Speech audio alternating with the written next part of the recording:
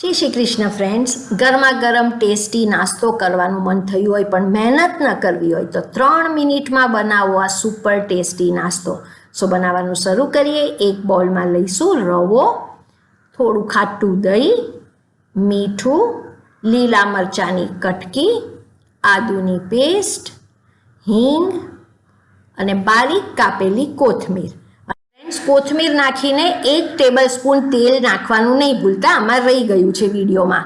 હવે બધું મિક્સ કરીને થોડું પાણી નાખીને આપણે આનું સેમી થીક ખીરું બનાવવાનું છે.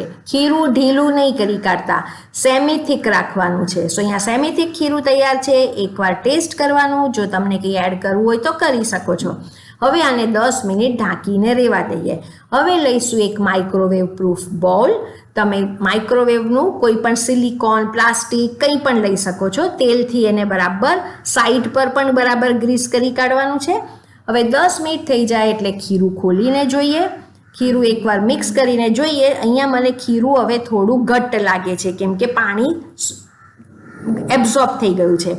1 ટેબલ સ્પૂન મેં આમાં પાણી નાખ્યું છે. પરફેક્ટ કન્સિસ્ટન્સી થઈ ગઈ છે. આ પ્રમાણેની સેમી થીક જોઈએ, પહેલેથી ઢીલું નહીં કરતા. હવે લઈશું 1 ટીસ્પૂન ઈનો. એક જ ડિરેક્શનમાં આ રીતે ફેરવજો, બહુ સરસ થશે. ને ઈનો નાખ્યા પછી હંમેશા ખીરું જુઓ આ રીતે ઢીલું થઈ જતું હોય છે, એટલે પહેલેથી ઢીલું નહીં કરવાનું.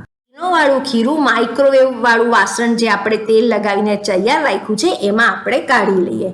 બરાબર આ રીતે કાઢીને એકવાર જેન્ટલી આ રીતે ટેપ ટેપ કરીએ એટલે ઇવન થઈ જાય. હવે આને આપણે માઇક્રોવેવમાં કૂક કરશું. 3 મિનિટ માઇક્રોવેવમાં કૂક કરવાનું છે ફ્રેન્ડ્સ. સો અહીંયા 3 મિનિટનો ટાઈમ મૂકી રહી છું ફ્રેન્ડ્સ.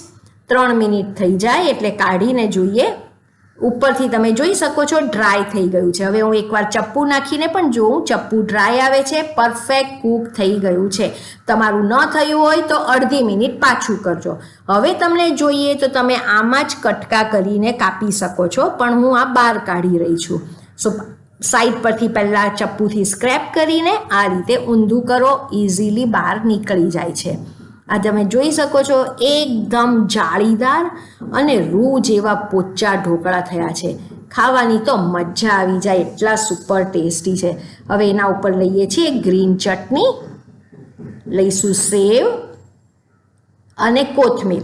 અને ફ્રેન્ડ્સ, ગ્રીન ચટણી ને સેવની બદલે તમે ટોમેટો કેચઅપને ચીઝ કરીને ચીઝી ઢોકળા પણ કરી શકો છો. રૂ જેવા પોચા અને મસ્ત જાળીદાર, એટલા જબરદસ્ત ટેસ્ટી છે કે ખાયા જ કરવાનું મન થાય. સો ફ્રેન્ડ્સ, આ 3 મિનિટમાં બનતા ટેસ્ટી ઢોકળા તમે પણ બનાવો. Thank you for watching.